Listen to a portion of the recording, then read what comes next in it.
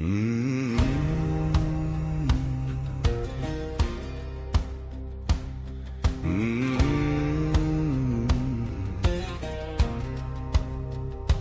Out on the edge of a restless town, where the twin suns rise and the cantinas drown in stories of heroes, scoundrels, and kings, there rode a woman who changed everything. She didn't wear spurs, she didn't draw steel, but she knew how legends were forged and revealed. Oh, sing her name through the canyon wind, from the dune sea sands to the core world's rim. She didn't fire first, she didn't boast, but she kept the flame when hope was almost a ghost. Yeah, the frontier remembers, the stars all know, the legend of Kathleen Kennedy rides on slow. She'd seen the greats in the glory days, when Lucas and Spielberg blazed their ways. She learned how myths are born from dust, from trust, from risk, from belief in us. When the old trail faded, the crowds grew mean. She stood her ground in the in-between. Oh, they called her names in the saloon at night, said she'd lost the map, lost the fight, but a true marshal knows when to hold the line, when to let the new sun rise in its time. And the galaxy's wide and the storms can blow, but the legend of Kathleen Kennedy rides on slow. She brought back the banner, the worn old creed of hope, a family of chosen deeds, new guns, new voices, a wider trail. Not every wagon makes the tale, but every town that dares to grow needs someone brave to say, let's go. From Jakku dust to the halls of Jeddah, from rebels' prayers to a Mandalorian's weathered armor, she bet on the dream when the odds were long, kept the campfire burning with story and song. Yeah, some folks only count the scars, never the miles, never the stars, but history ain't written by the loudest cry, it's written by those who don't ride by. And when the credits roll on the long-lived show, the legend of Kathleen Kennedy rides on slow. So tip your hat in the fading light to the woman who guarded the flame all night. Through cultural wars and a fractured land, she kept the compass steady in her hand. The saga ain't over, the trail still new, but the road we're on, she helped us through. So sing her name where the starlight bends, where the forces fade and the myth never ends. Not a gunslinger, not a tyrant queen, just a keeper of dreams in the in-between. And long after the last hyperspace glow, the legend of Kathleen Kennedy rides on slow. Love that song.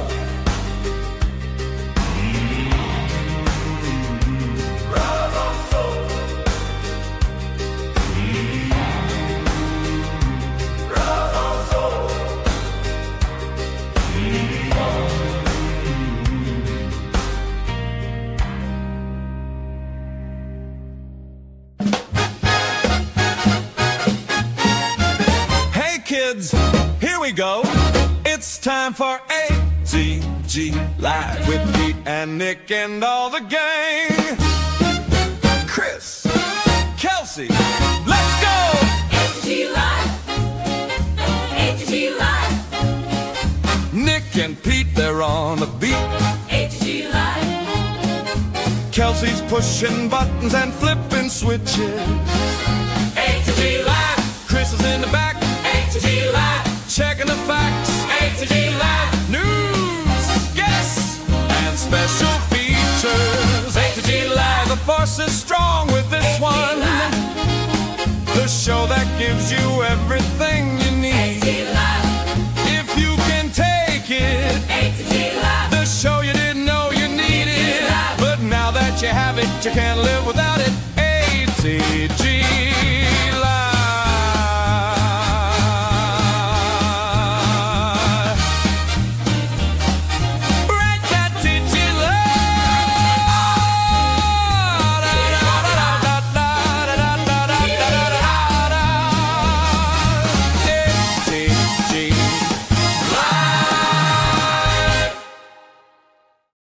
Welcome to ATG Live, the Thursday night home for all things Star Wars. When we go away for 2 weeks, we come back big. We hit it hard. We're ready to rock. Nick, how are you, buddy? What's happening? Bro, we're here. We're wearing sunglasses. We've got crazy things. We've got the Ballad of Kathleen. What are you, President we've of got France? the Ballad What's of going Kathleen on? Kennedy. We've got, I don't know what's happening here, but like, honestly, here's what it is. Friends, What is it? Pulling up for a moment of real talk. I'm trying to channel my inner Kelsey. Kelsey's cooler than we are. She's always rocking the cool orange sunglasses. There it is. See, Kelsey knows. I wish I was as Corey cool as, Hart. Come on. Corey I wish Hart. I wear my sunglasses at night in my studio, in my garage. I'm trying to be cool like Kelsey, but guess what? We're back after 2 weeks. It's a new year. There's new crazy stuff going on. And I'm just here. Like, I'm vibing. I'm feeling it. I'm going to take them off in like the next 25 seconds because it feels weird because everything is off. But you know what? It works. And it's New year, Thursday, new you. and it's ATG Live. That's right. Well, we took 2 weeks off, and Star Wars and Lucasfilm decided to do some crazy stuff while we weren't there. So we're going to be talking about all about it tonight. Really excited about that. Make sure to, hey, Emery's 6590. Good to see you. Matt doesn't trust Matt, people that wear sorry. color sunglasses. If it was anybody but you, I wouldn't care. But Matt, sorry. Well, I'm here to tell you, check out our website, the sswnetwork.com, so you can follow us on all your socials. We got them down there, over there in the corner of our thing there. You can do that. You can leave us a voicemail at 504-321-1501. That's all the stuff we're going to do here. If you want all that stuff, it's in the link, it's in the chat. You can do all that stuff. It's in the info down below. But speaking of Kelsey, let's bring Kelsey in, and let's bring in our good friend Chris Ryans. Hi, Kelsey. How are you? Doing all right. Just already fighting with Matt. Yeah, I know. The show's not even 5 minutes in. Matt's already giving us a hard time. Okay. Nice. Love it. Chris, how are you, my friend?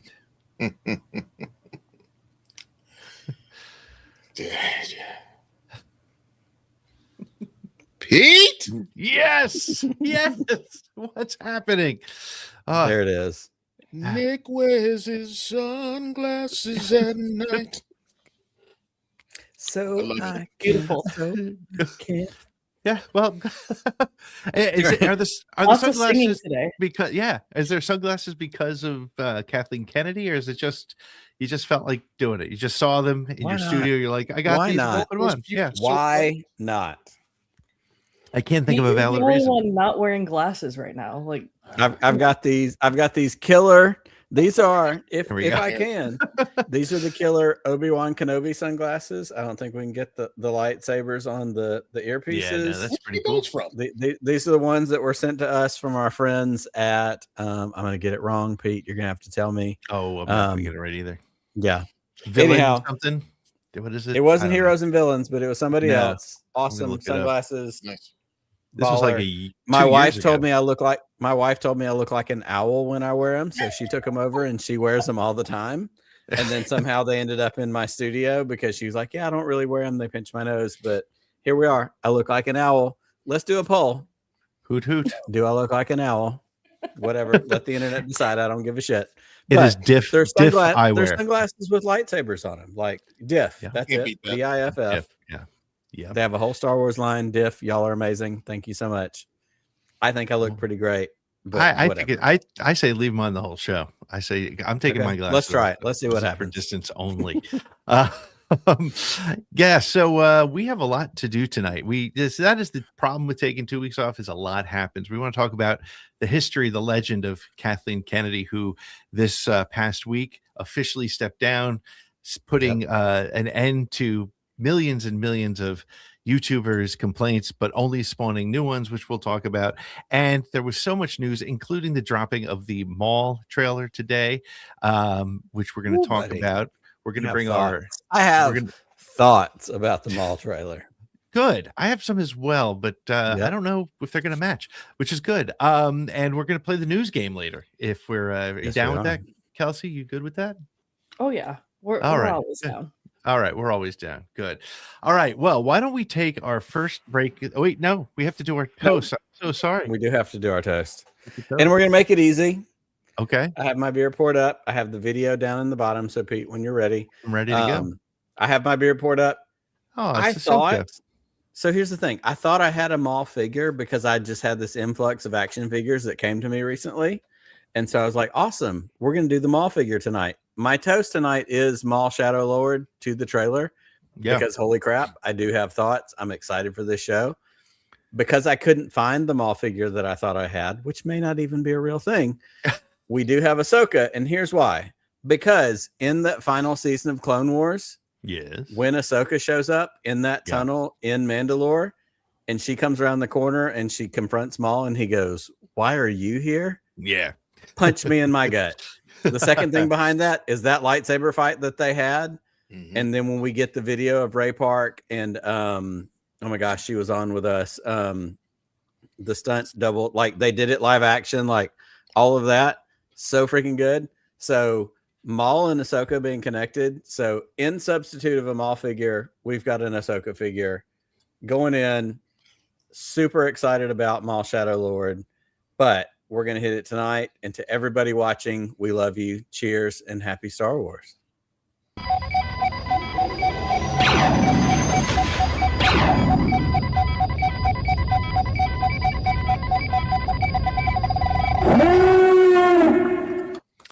Well done, Nick. Well done. Oof. We're gonna have to. We're gonna have to. I think we have to shorten that timing. Yeah. You know. For a second, I didn't see the Ahsoka figure. I thought Finally, great one. might have gone down the drain. Here we are. We're good. There she is. There she is.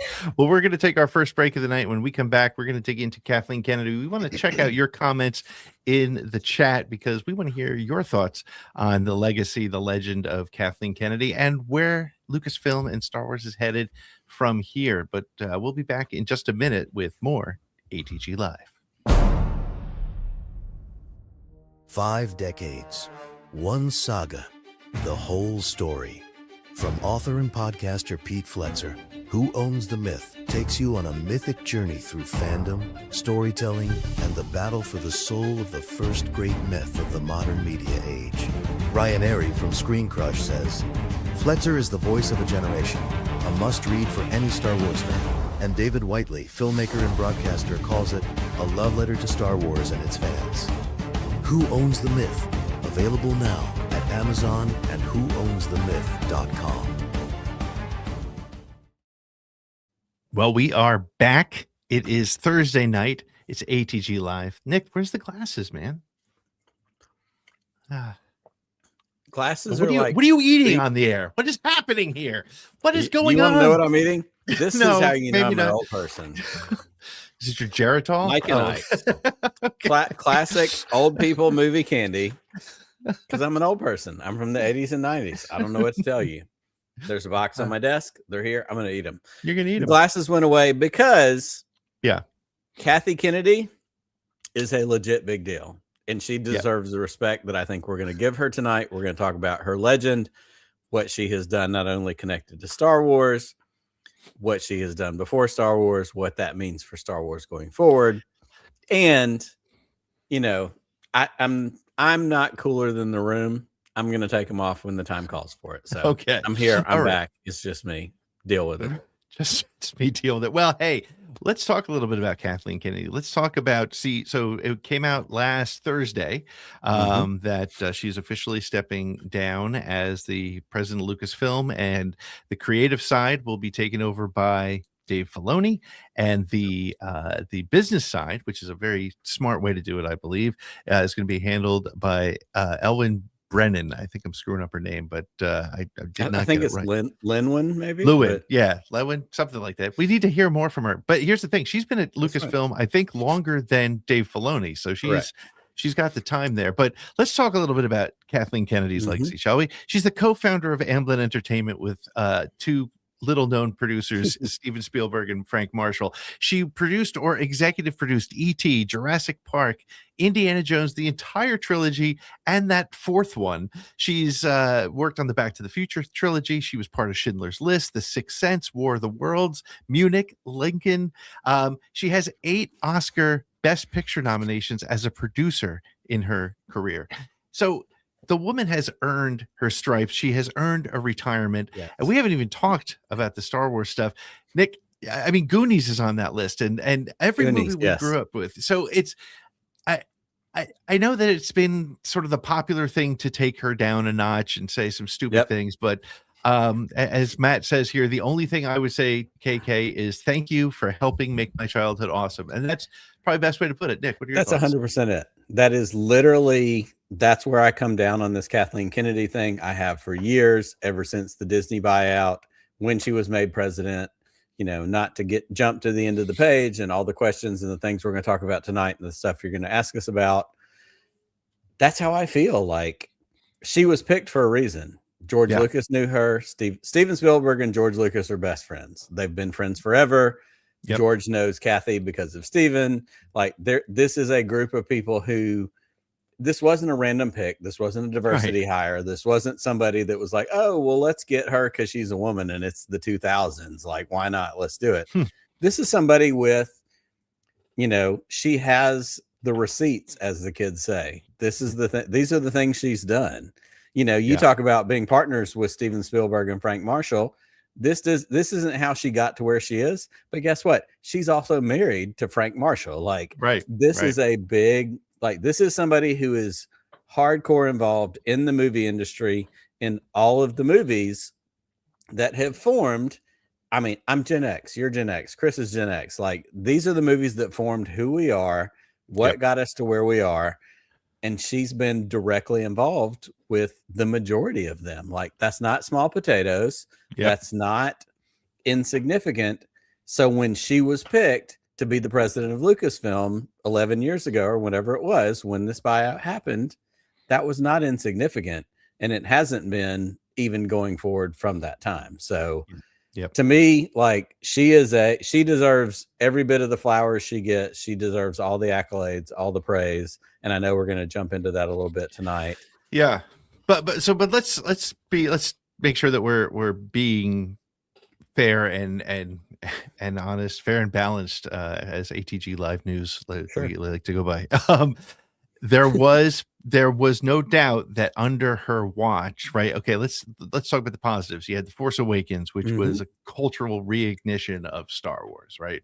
Restarted the whole thing. The whole thing. Rogue One was a risk that was perfectly executed, that paid off. It was a Star Wars we hadn't seen before. It was a gamble that paid off. 100%. Yep. And then you had things like The Last Jedi, which was divisive in the fandom, but I think you're I'm gonna dare say the words, no, I'm not gonna say more intelligent, because that's what I'm thinking, but it's a smarter Star Wars story, right? It's not not a straightforward. It's Star Wars. It's Star Wars on a different level. It absolutely is. I will say that probably the most important decision, more important than the 5 movies we've gotten so far, is The Mandalorian, because it launched the streaming service. It brought Grogu to the face of things. Baby Yoda, people who don't know Star Wars or haven't watched a lick of Star Wars still know who that little green guy is. They call him Baby Yoda, but that's fine. And that's what has made Star Wars, that's what returned Star Wars to a cultural icon. I don't want to, I'm not taking anything away from Finn or Rey or Poe or Kylo Ren, but Star Wars right now, there's a meme out there that's Grogu saying, yeah, I am the face of Star Wars. And he is. And that's why I think this movie choice for this year, Mandalorian and Grogu, while it's a safe and potentially less impactful type of movie to bring out, it's smart because it'd be like coming out with a Star Wars movie without Luke Skywalker in 1983. Right. So I think it's great with that. But I mean, how did she be? Let me ask it this way instead. How does her history as a filmmaker, her as a producer, as somebody who's been in the industry, should that be considered when we consider her Star Wars legacy, or should those be two different things? I think, and this is it's going to seem like the most like mealy mouth, like try to find the middle way to go, but like they do connect. Like she has a deep bent, like, you know, if you're talking about baseball, any sports team, we're sports guys, you talk about a deep bench, you look at the things that she's done, the things she's been a part of, like they are not insignificant.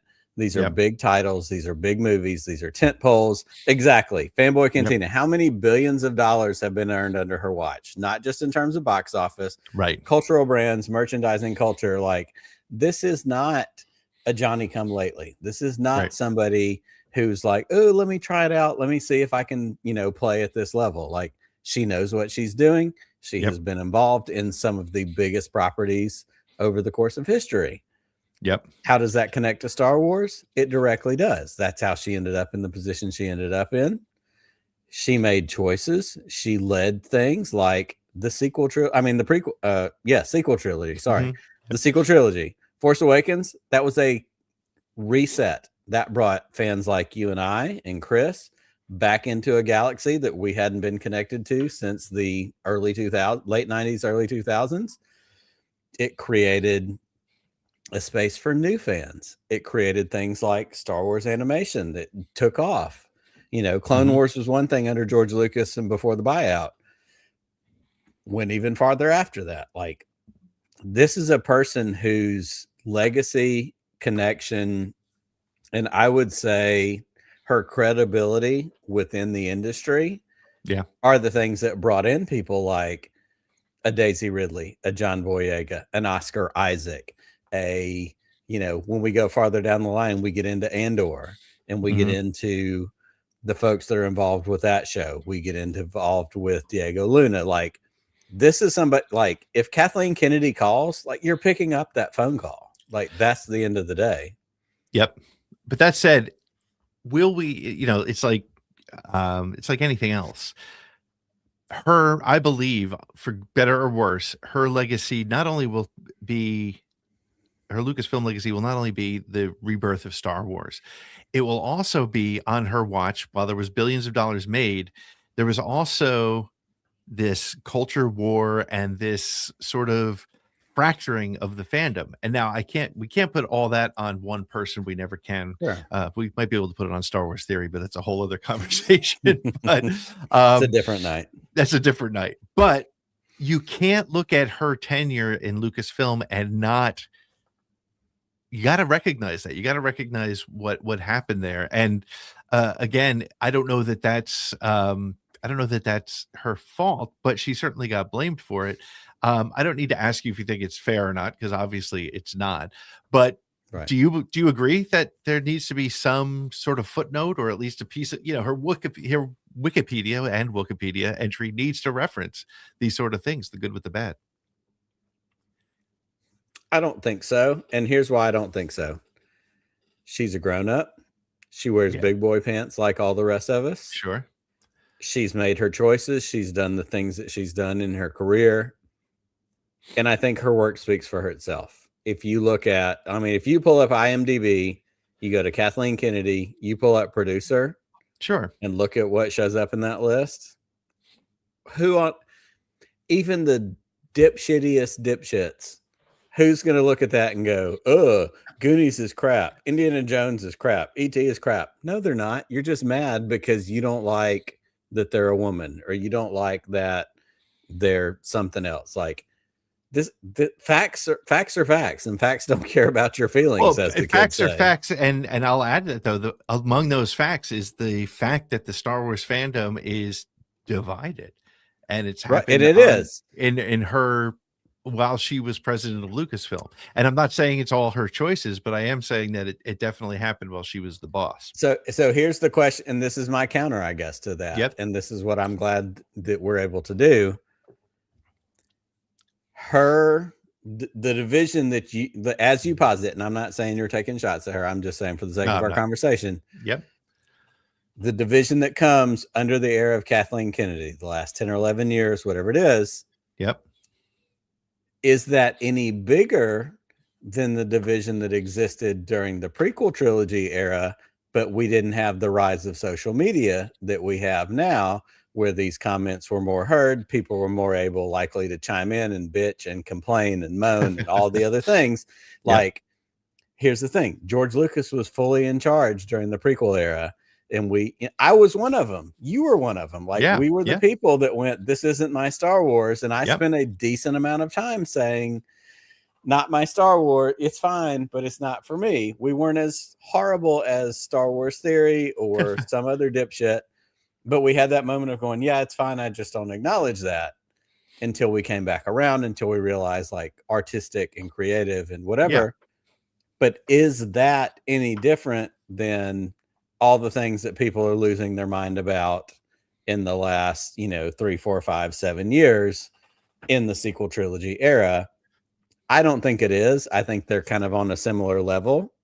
And at the end of the day, I go, you can't please everybody. And there's going to be loud people that are going to pitch their fit. But at the end of the day, there's more people that like it than there are people that don't. And that's why it's still happening. Because if there were more people that hated it than there were people that liked it, it would go away. Yeah. Well, I think I hadn't thought of it from that perspective, but you're 100% right.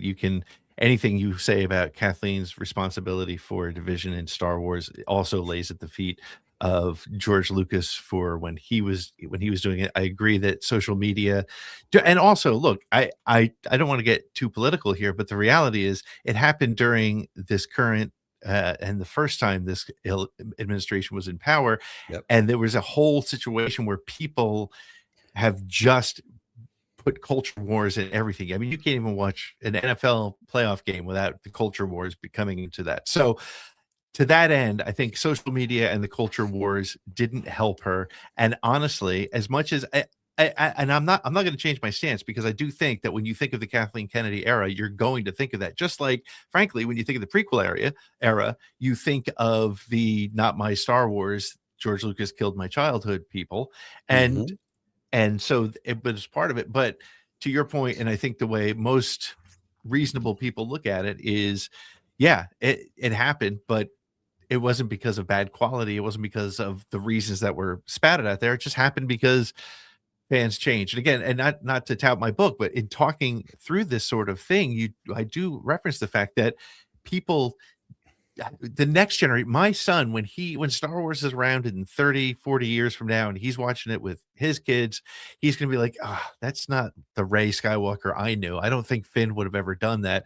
Rex and Cody were never going to make that decision, but that's the way the story goes, because you tie yourself so much to it that there's no way around it. But again, there will always be an asterisk on her name when it comes to Star Wars, just because of that. Now, before we go to the break, let me put this out to you, because Filoni is already getting shit from people online because of some erroneous story made up that he doesn't like Andor. Now all of a sudden, people who wanted to find a problem with everything Star Wars now think Andor was great, and they're just trying to poke holes in Filoni. Is Filoni able to avoid that, and does he need to? What are your thoughts? Filoni needs to do what Filoni does. So this is for Matt. This is a shout out.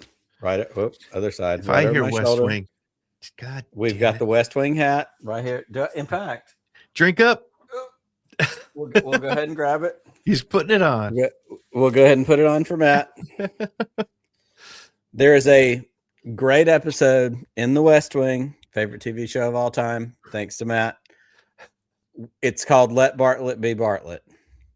And it's about the president, and he's been shoehorned into trying to be a centrist, and he's been trying to please both sides and do the things. And what they come down to in their conversation is he got elected because he is who he is. Mm-hmm. Let Bartlett be Bartlett. Matt's with me. Here we go. Let Filoni be Filoni. Let Dave Filoni be who he is. Let him follow the stories. That what did he do? He sat essentially at the feet of George Lucas before this buyout when he came from Nickelodeon to Disney, to Star Wars, to Lucasfilm Animation, to the things that he did. Let's let Dave Filoni, who is again, and I saw something in one of the articles we've read in the last week or so since the Kathleen Kennedy announcement. Who are the two people that carry the lore? It's Dave Filoni and Pablo Hidalgo. Yep. So let's let Dave Filoni be Dave Filoni and do what he knows, because I think Dave Filoni loves Star Wars. I don't think there's a question about that. I don't think this isn't an alternative agenda. This isn't, like, ooh, let me do this because it'll make me money. Like, this is a guy who loves Star Wars and he knows Star Wars. And you've said it probably more than I have. Mm-hmm. When they did those director episodes after the first season of Mandalorian, yes, so good. Who was the nerd at the table that got everybody back on track or corrected the facts or looked at the lore it's Dave Filoni. Right. Yep. Well, and so let Filoni be Filoni. That's where I am when it comes to this whole thing. And there's a t-shirt just waiting to happen. Let Filoni be Let's Filoni. Go. Let's make it. Well, I think that's fair. I think if he didn't like Andor or made any sort of comment, I assume it's probably because it doesn't necessarily fit the Star Wars that he builds, right? He builds stuff that centers in the fantasy side of things. He builds things that center in the mythology of Star Wars, which, you don't have to ask me twice. I love that side of it. But Andor is proof that you can create your West Wing of Star Wars and build but I also think that heading in the direction that we're heading in now in this new era is you have Dave Filoni doing lore stuff and doing the things that feed into that other side. And you also have Lin-Wen Brennan on the other side going, but Nick's mom is 70 years old and she likes Grogu because he's cute. So let's figure out a way to bring that side of the fandom into this as well. And you have a yin and a yang, and you have a balance that is not, maybe hasn't always been there. That is a new part of, where this is headed. How do we balance out the fandom? How do we appeal to the folks that get their Star Wars shirts at Walmart versus the folks who are like, I've been to Galaxy's Edge.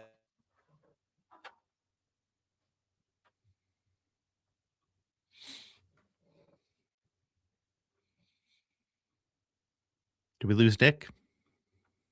Okay, Nick froze. Last week it was my internet. This week it's his. Why don't we use this as an opportunity to go to a commercial break? And when we come back, we're going to finish up this conversation, and then we're going to go over some of the news of the week. So we'll be right back with more ATG Live.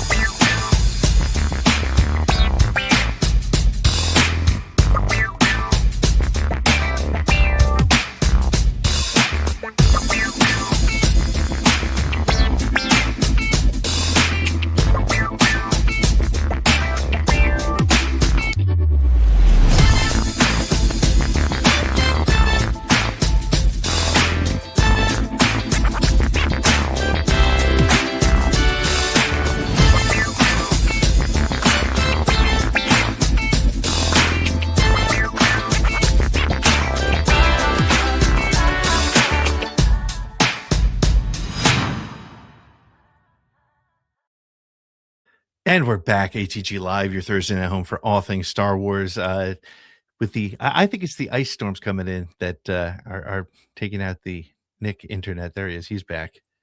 Are you there? Can you hear me? Alabama internet at its finest. Literally, my 9-year-old peeked around the corner and said, "Hey, so if I need to reset the internet, what do I need?" I was like, "It's happening to all of us right now." It's the interwebs. Phone hotspot while they're resetting the internet in the house, but I'm back. So let's keep rolling. Problem. Well, I'm glad you're back. So let's kind of talk a little bit about where things are headed as a result, right? We talked a little bit about Lin Wen coming in as business operations lead. By the way, just a little bit of background on her. She has been responsible for franchise budgeting, Disney Plus era scaling, theme park integration, consumer products, global operations. She's the one who's talking about where the money's coming, and that's great. That's what we want to see. But where does Star Wars go from here now that we and what should we expect story wise now? Do you think we're kind of going to see less and less of the streamers and going more to movies? What's your opinion based on this current situation? I think it might be a little bit too early to tell. I think we are in a place where, like, we've got all this new stuff, and we're going to talk about it in the news. The changes at Galaxy's Edge at Disneyland, like, we're adjusting some of that stuff. That might be a shift back towards the middle, appeal to more other fans, not new trilogy fans, old trilogy fans. Like, I don't know if that plays into all of that. I think that the balance, and we've talked about this certainly many times before, I think the balance for Lucasfilm and Disney, and maybe the push and pull for Disney Lucasfilm, is the head and the heart. I think Lucasfilm is the heart of what this Star Wars story is, the thing that you and I grew up with, the thing that people our age grew up with and are so adherent to, the thing that causes us to go, hey, we're going to do a podcast and we're going to create content, and like 25 other, podcasts and whatever. But I think at the other side of that is the head that goes, ooh, we can make content out of this and we can create shows. And if it has the word Star Wars in it, somebody's going to watch it. I think there's a balance there that is always going to be sought out because that's the new world we live in. I think with Lynn and with Dave, if they are in conjunction with each other on where that balance is, Star Wars is actually going to head in a, honestly, and no shade to Kathleen Kennedy, because I love what she has done. I think it's headed in a better direction because it's more balanced. And I think if those two are in lockstep with one another, there's the potential for more balance and more forward momentum, positivity for this franchise that I've loved so long. Excellent. Well, good. I couldn't agree. I think we're going to see more wilder stories.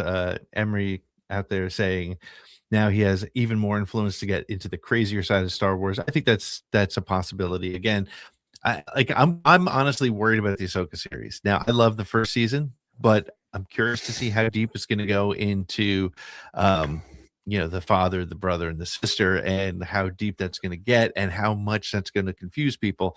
My sense is, and this is just a guess based on absolutely nothing, I think the Ahsoka series is going to be the last live-action Star Wars we see on television for a while. I think it's going to live in the animation side of things. I think that's where they're going to be most comfortable.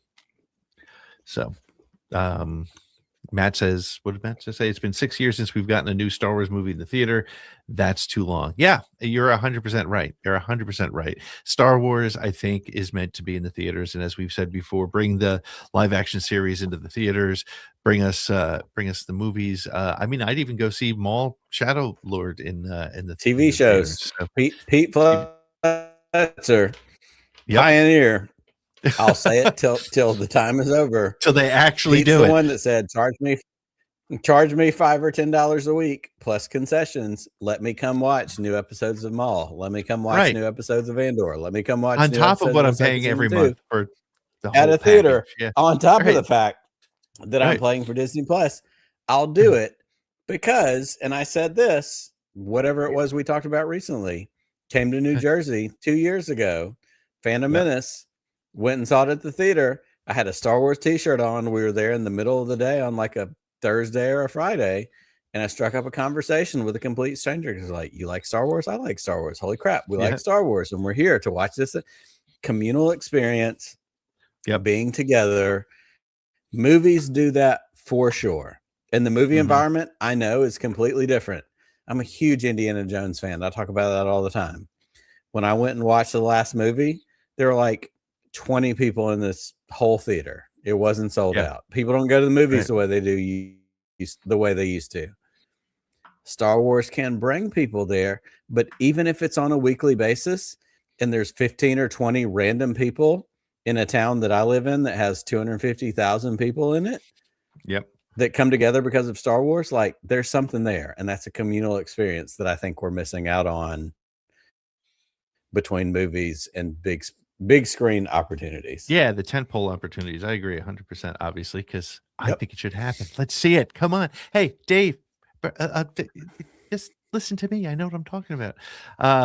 Yeah, as Matt says, it's not the actual movie that's my favorite part. It's the hanging out with fellow nerds in line. Well, hey, we did get a ton of news that came out over the break that we were on. So why don't we take a real short break? And then when we come back, we're going to hit the news and we're going to play our news game once again. We are back with that. So we'll be back in just a minute with more ATG Live.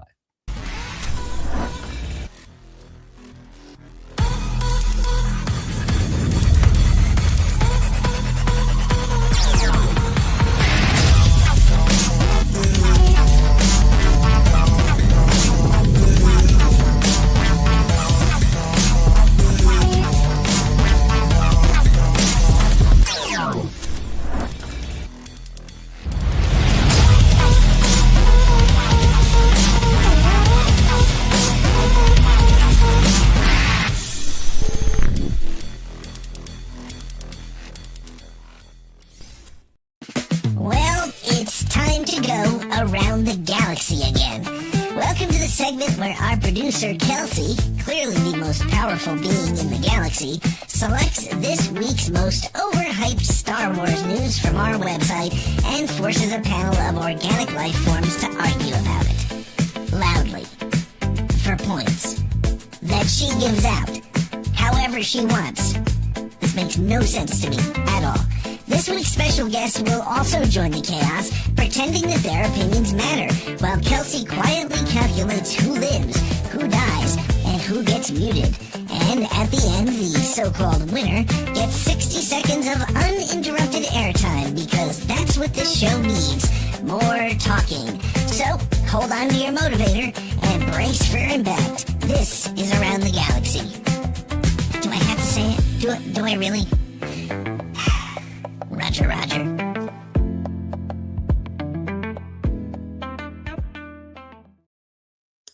Well, this is the first time in the new year we're getting to do this thing. I know, it's been a while. We're very excited. Chris, how are you? Are you ready to take on the news? Have you been following? I was just going to ask a really dumb question. Have you been following the Star Wars news? Oh my God, that's hilarious.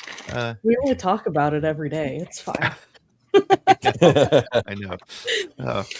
All right. Well, Pete, I will start with you since you're in the middle, and also playing off of your guys' discussion. With the news of Kathleen Kennedy's departure, there have been a flood of updates about rumored projects from recent years, some of which include Simon Kinberg trilogy, a James Mangold movie, Taika movie, Donald Glover series or movie, Rian Johnson trilogy, new Rey movie. Out of like some of the stuff you've seen, what do you think is actually likely to happen? The only thing I think is likely to happen for sure is the Starfighter movie, because that wrapped filming, and of course Mando and Grogu, because that's done and probably just about in the can, finishing up some shots. I don't know. I think the Mangold movie is a cool idea, but I will throw out there that Daisy Ridley has not had any problem recently saying, yes, I want to be Rey again. Yes, I will be Rey again. Yes, I've seen this stuff. They don't do that, especially on ABC properties, unless they've been sort of told it's okay to keep that going. So I think the Rey movie is I'm going to put my money on that. If of all the things that have been talked about, the Glover thing, man, please bring us a Lando movie or a Lando show with Glover. But I know he's got a real job, so he might not be able to get to it. So I would love to see that. But no, I think of all the things, I think the Rey movie's coming up next. What do you think, Chris? Probably the only thing I think would is a go, probably the Simon Kinberg trilogy, whatever that's going to be about. I know Disney has been very apprehensive with everything that they're doing for everything right now, like even the Marvel books and whatnot. And like everything's taking everything's taking a side back, like comic books. Jesus, there's like everything's ending. There's like 3 titles this year, maybe. But yeah. Probably the Ken Burns stuff, and in like you said, Pete, I hope the Donald Glover Lando. I hope they all come. Give me. But say it. Yeah. Say it. No. I'm not gonna be that guy with this catchphrase. Why not? But give me all of that stuff. Give me, just give me. Give me. But yeah, probably the Simon Kinberg trilogy will be the next thing. But I just, oh man, I hope Disney like chills the fuck out and just let's let's make this stuff. Let's make this stuff. What do you think, Nick? So, you know me, I'm with Chris. Make all the things. Yes, I'll say it. Gimme, like plug it in, make it happen, lock and load, let's go. I'm very intrigued by like there's levels of the stuff that has come out in the Kathleen Kennedy exit interviews, essentially as they were. You know, Simon Kinberg, he turned in something great. It was a 70-page treatment. It's being reworked right now. It was turned in August. It's a trilogy. That's great. Rian Johnson had a trilogy. And in that thing, she talks about how he got burned by the backlash from Last Jedi. So she said, you know, I'd love for him to, yeah. So there's a back and forth on that. You know, the Taika thing. She's like, he turned in something that's great and it's funny and it's whatever. And I love, you know, Thor Ragnarok. It's my favorite Marvel movie of all the Marvel movies. Like, give me a Taika Star Wars. Like, I want it.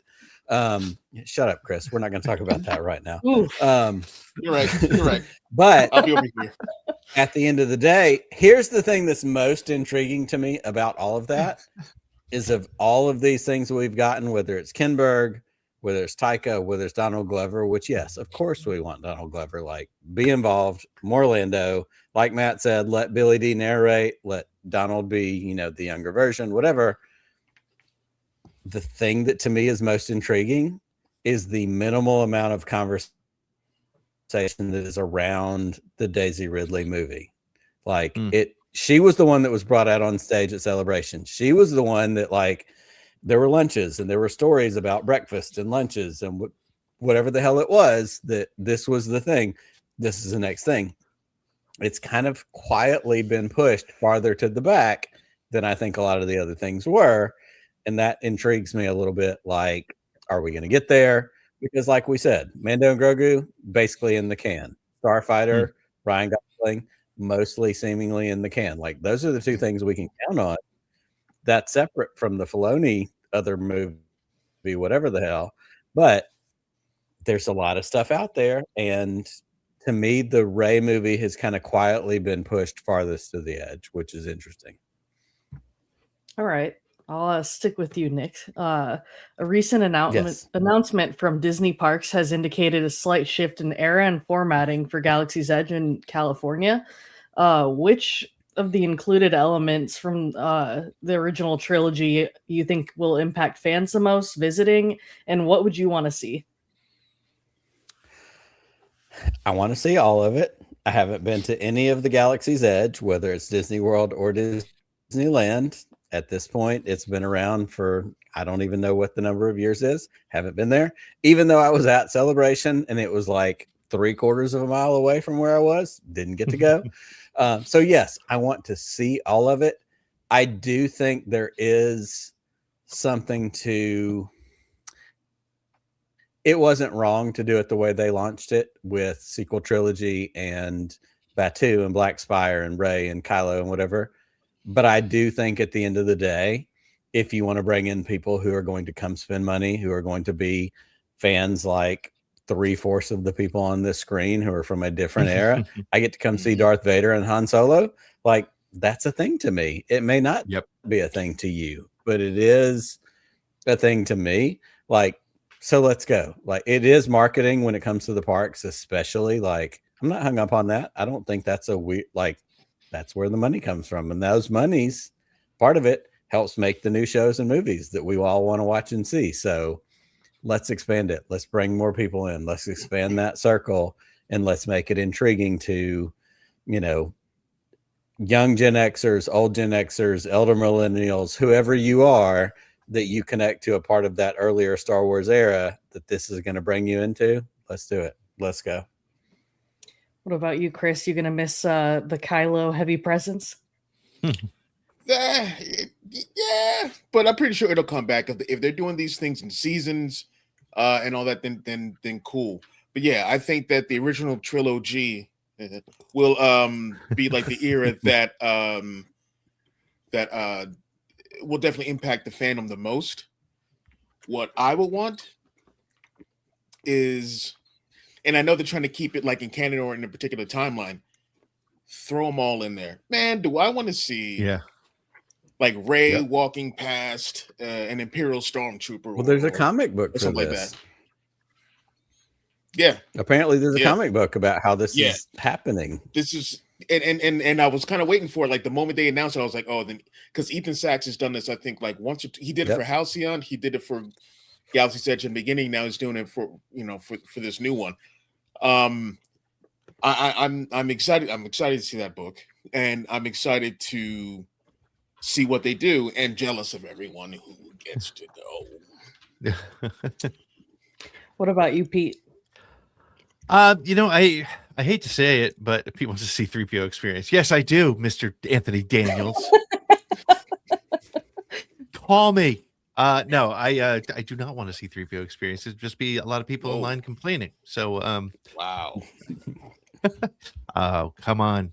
Anyway, no, I'm glad they're doing this. I think this makes more sense. I think at the end of the day, and Matt said it, and he was spot on. They want that old man money. That's the reality.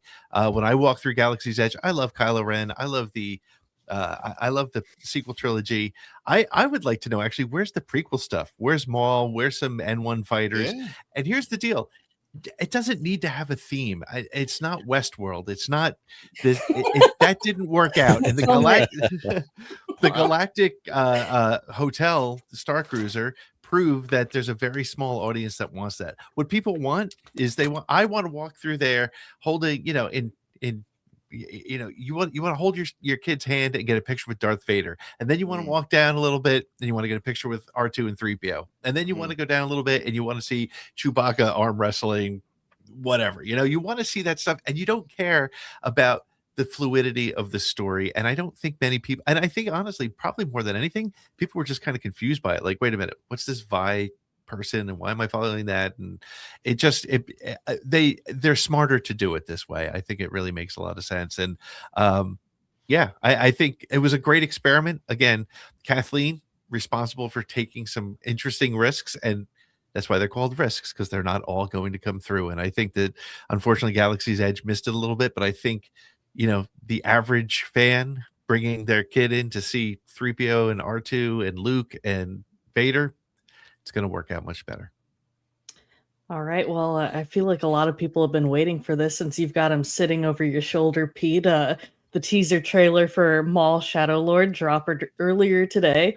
The show's release schedule is slated to run up until May 4th. What are your initial thoughts on the trailer? I was kind of expecting a slightly different animation style. I don't know why, but it sits in that era. I was super excited just to hear that much Sam Witwer doing Darth Maul, or just Maul, actually, right? I think, and I'm also excited. I think the success of this show, and I saw a lot of it in this trailer, will depend on the fact that it needs to mature with that Clone Wars audience, right? If you think that, we've talked about that before, the first Clone Wars episodes were for kids, and those kids got older, and then those kids got older, and by the time you got to season 7, it was dark. It was not easy to watch. In this trailer, he cuts a whole battalion of stormtroopers in half. He stabs somebody straight through the middle.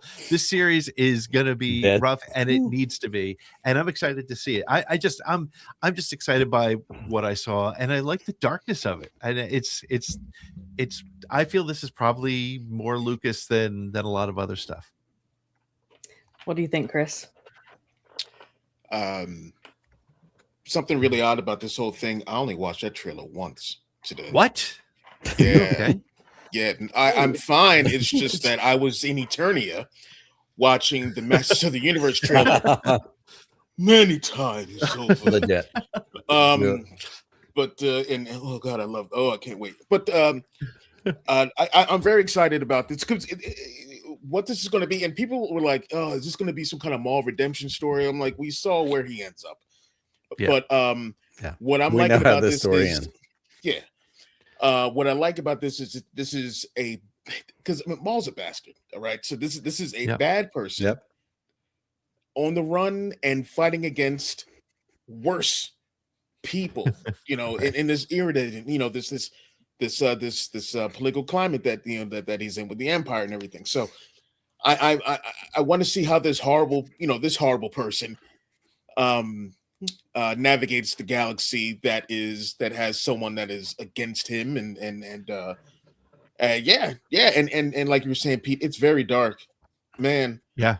Like it's very dark, and people were from what I remember, people were they were not coming back for the second episode because they were all getting killed off. I thought that was awesome.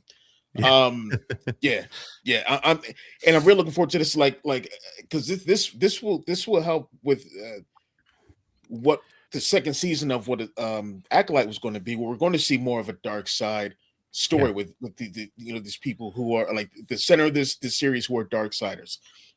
So we're going to get that here. I will take it, and I am excited. I'm so excited to see this series. April 16th. Nick, what do you think? Two very specific things. Wow. Stretching, warming up. First of all, yes. Give it to us. Mm-hmm. This style, the Clone Wars animation style, I want so many things in this animation style. I loved it more and more, especially during Bad Batch. The way it developed, the textures, the way it's drawn. Like, I want original trilogy, like between Empire and Jedi stories in this animation style. I want Indiana Jones stories in this animation style. Like, give us more of this. The other thing that I want, and I'm not going to be the one to ever say this really any other time, the people that complain about, I want a bloody ass R-rated Star Wars, murder people, whatever the hell. This is animation. And in the teaser trailer, as Pete and Chris have alluded to, you get people straight ass stabbed in the chest and an entire legion of troopers cut in half. Not like implied cut in half, like he throws that saber. You see their bodies separate the way his body did at the end of Phantom Menace. Like, this is not little kid animated Star Wars. This is Star Wars for grown-ass adults. And for every person with a fucking Boba Fett tattoo who has complained and Star Wars is to this and Star Wars is to that, wake up, dummy. This is for you. And whether you want it to be the short-sighted, stupid thing that it is, it may not be. But I'm really excited because we are getting grown-up Star Wars stories that come to us in the form of animation, which is not at all something that's minimized. I'm really excited about this. The thing that I will add that I didn't mention, which is my son actually, who has not, he didn't love ATGLive. He's kind of faded on the Star Wars thing. He's 13 years old now. He said that looks awesome, and he's like excited for it because it's it's going down the road of the style people want to see. So that's right. Wonderful. Roger. Yep. All right, Nick, I'll stick with you. Just the Boba Fett tattoo got me. So that was good. That was funny. All right. So it's the Star Wars equivalent of the Punisher tattoo. It is what it is. taking shots. It's fine. Fuck ice, by the way. Just saying. Hey, let's go. Yes. All right. So Daniel Logan posted a photo with Jake Lloyd on his Instagram earlier this week. Yep. Since hearing stories over the last year about Jake's mental health journey post Phantom Menace, this is the first time we've seen another member of the Star Wars family with him. How did it make you feel like seeing the two catch up? Here's what I hope. I hope it was truly a genuine, relaxed time to get together, a time to hang out, a time for two people who are connected to a very specific time frame. They were both super young at that point. Everything that they went through during that time, I literally hope it was a time of rest, relaxation, hang out. I know we've heard all the things. Oh, when is he going to be at Celebration? Oh, when is he going to do this? I don't want it. I have direct, intimate, personal connections with people who struggle with a variety of mental health journeys and things like that. I don't care if Jake Lloyd ever comes to Celebration. I don't care if Jake Lloyd ever comes to New York Comic Con. What I hope is Jake Lloyd is okay. And if he's able to be okay connecting with friends that he's made through his time in the movies, like Daniel Logan or, Tamora Morrison or anybody else, that's what's most important for him. So good for him. I hope it's fantastic. I love seeing that picture. It made me happy to go, oh, those two guys got to catch up and hang out, because we've heard the stories. Our friend Clayton Sandell wrote the story about talking to Jake and talking to his mom and what that has meant. So if this is the next step in a journey that helps him personally, that's all that matters. That's all I care about. Well said. Chris, what do you think? Like pretty much everything that Nick just said. Mhm. It's good to see him out and about. And I hope this is, the next step in his journey to heal. And it makes me very happy to see that. Pete, you want to close us out? Sure. No, I like Nick and Chris said, it was really cool to see that. And it's interesting too, because you also see Daniel Logan still maintaining his connection with Tamora Morrison. And so Daniel Logan I think he's one of the cool ones. Like, I think he's real. I would love to meet him and just, just because he's become a fan. He recognizes his part in it and everything. And speaking of mental health, like, I hope that Ray Park can get the help that he needs, because Ray Park had another episode this week where he just been he through went some on stuff. Instagram, and he's obviously been going through some things, and it's beyond. At first you think, oh, maybe it's just a bad marriage or whatever. It's mental illness, and he needs help. And the first couple times it happened, people were like, what's wrong with him, and attacked him. No, I noticed that this time around, people didn't attack. People were starting to recognize that this is an issue. And I really hope that he gets the help he needs, because Darth Maul is, the fact that he's on my wall, he was the face of the Phantom Menace. He's come back through such great storytelling from Dave Filoni.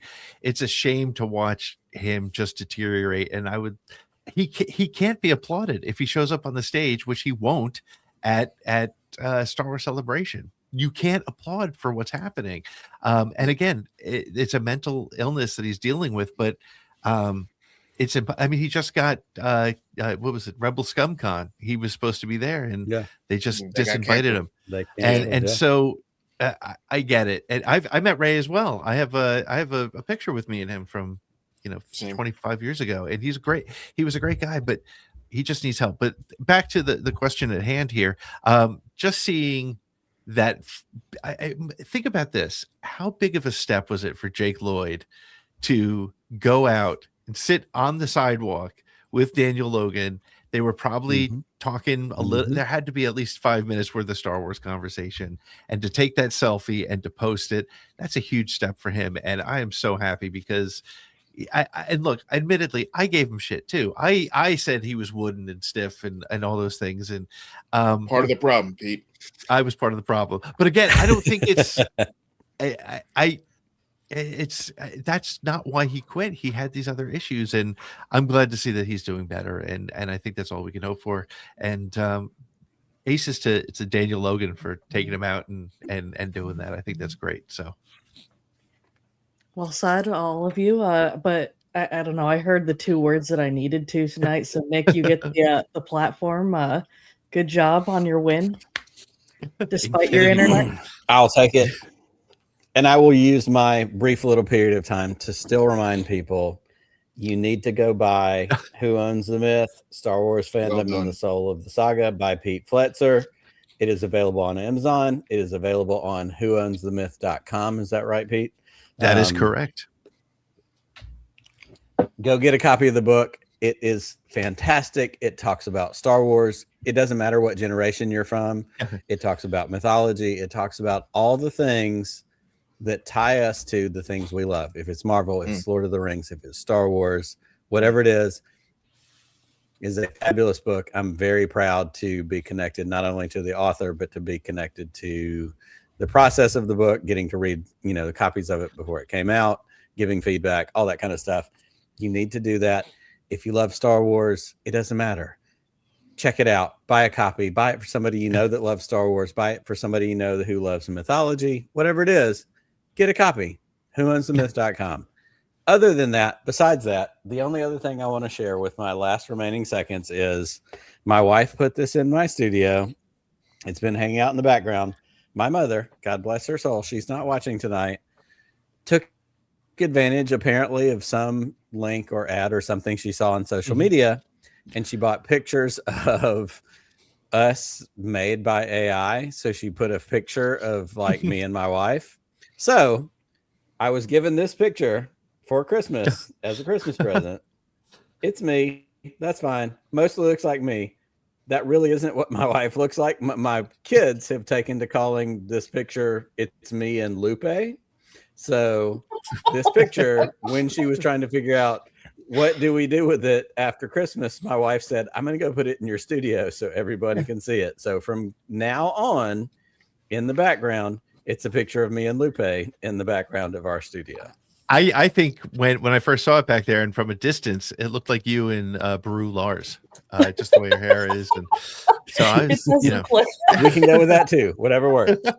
Baru, Lupe, whatever you got. But for Lupe, AI is kind of the devil. Let's not do that. But my mom's also 70 and doesn't understand, so we're going to give her a pass. God bless. So. Well, that's going to draw a conclusion to this colorful and exciting episode of ATGLive. Thank you all for joining us. And if you do like the show, and clearly at least some of you do, thank you so much for hanging out. And if you wouldn't mind telling some friends and family about it, get more people to join us. It'll be a more fun show. The chat is on fire every week as it is. Got to thank Matt for being sort of our cheerleader there. And we have to put this up. Yes. That is a lot of forehead on Nick. Yes. Yeah, it's a 5 head. That's what he said. It's a 5 head. It's real. That one's real. Just gonna be honest. Oh boy. So anyway, we'll be back again in 2 weeks. May or may not have a guest. Not sure what's gonna go on. And yay, the way Lucasfilm's been going, there'll probably be some exciting news that'll come out and we'll have something to talk about. But until next time, Nick, may the force be with you. Always. Just one more round, friend, then homeward bound, friend. Don't forget me in your dreams. Just one more song, friend, and then so long, friend. The nights get shorter, it seems.